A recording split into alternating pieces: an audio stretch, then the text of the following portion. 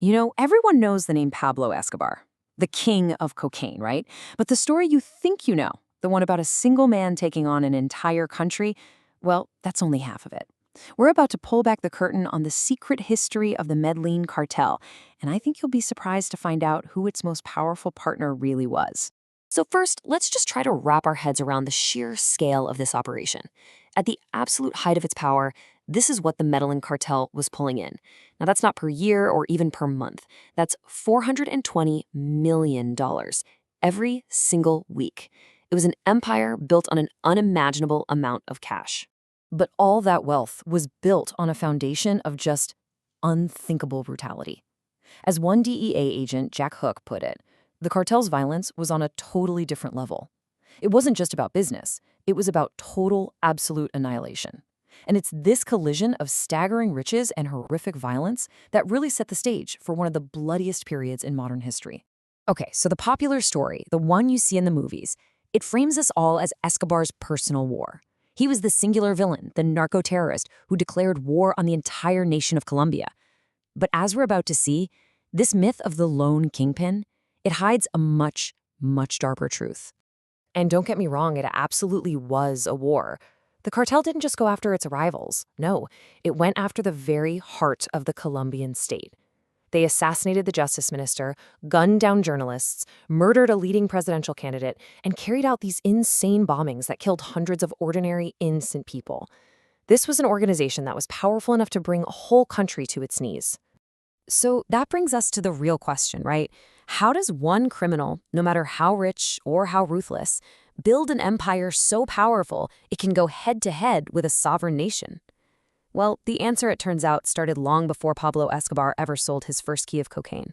See, to really understand how Escobar rose to power, we have to go back. We have to look at a hidden part of Colombia's history, the state's own secret war. It was a war that created the perfect storm, the perfect environment for a monster like Escobar to be born and to thrive. So let's rewind to the early 1960s. The Colombian state was up against a totally new kind of threat, leftist guerrilla movements. And, following advice from a U.S. Army mission, they started cooking up a new strategy for unconventional warfare. The government even passed laws that let the army create these civilian self-defense groups. This, right here, was the birth of paramilitarism in Colombia. And you have to understand the problem they were trying to solve. In this new kind of asymmetric war, the enemy doesn't wear a uniform. They blend in with the regular population. A normal army can't just go in guns blazing without killing civilians and causing a massive political disaster. The state was losing the war, not really on the battlefield, but in the court of public opinion. So this led the state to a pretty radical and frankly terrifying solution. If you can't fight in a regular war with your regular army, well, you create your own irregular army. You outsource the dirty work to groups that aren't officially on the books. That way, when things get messy, you have plausible deniability. And this is where the story takes a really dark turn. The state now has this strategy for deniable violence. And right as this strategy is being put into place, a brand new force shows up on the scene. One with tons of money, tons of weapons, and a shared enemy. I'm talking, of course, about the drug cartels. And when you break it down, the logic of this partnership is just chillingly simple. The state, the country's wealthy elites, and the new drug traffickers, they all saw leftist groups as a major threat to their power and their profits. So they made a deal. The state provided the legal cover, the training, the impunity. And the cartels, they brought the cash, the foot soldiers, and the guns. And this wasn't just some backroom theory. It actually happened. In 1981, years before Escobar's terror campaign really hit its peak, the Medellin cartel and parts of the Colombian army teamed up to create a death squad. They called it Muerte a Secuestrades, or Death to Kidnappers. So Escobar wasn't just a drug lord. He was an early and very eager partner in the state's project of outsourced violence. All right, so if Escobar was a partner, why did the state eventually go after him? Well, the famous hunt for Pablo Escobar wasn't really a story of good guys versus bad guys.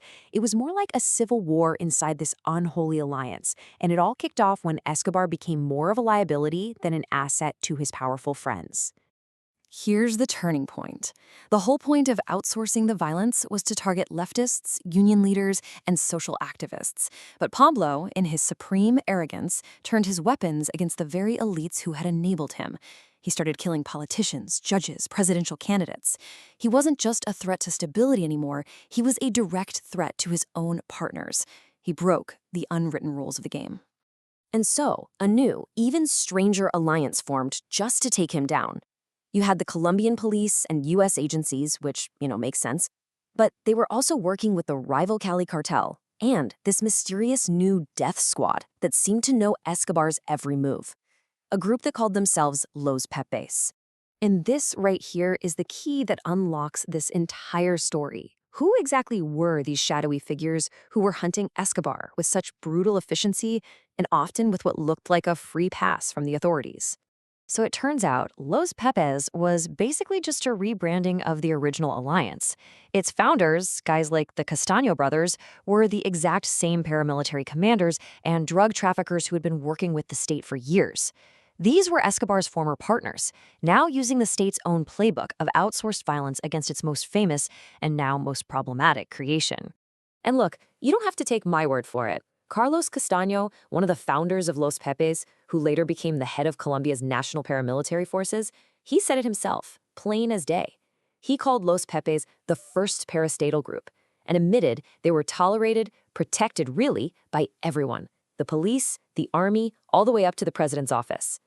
The hunt for Escobar was just another outsourced operation.